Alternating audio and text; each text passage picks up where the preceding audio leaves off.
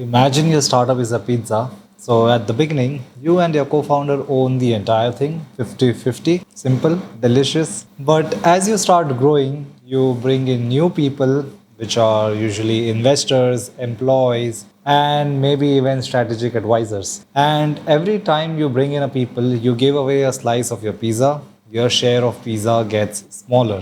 Now, this is what is known as a cap table. So, what is a cap table? Cap table is short for capitalization table. It's a spreadsheet that shows who owns how much of a company. So, it's one of the most important documents in a startup. So, think of it as your company's ownership map. So let's say a company has 1 lakh total shares. If you own 60,000 shares, that means you own 60% of the company. Your co-founder owns 30,000 shares, which is 30% of the company. You give 10,000 shares to an investor for rupees 10 lakhs. So they own the 10% of the company now. So your cap table would look like this. You are 60%, co-founder 30%, investor 10%. Clean, clear, transparent.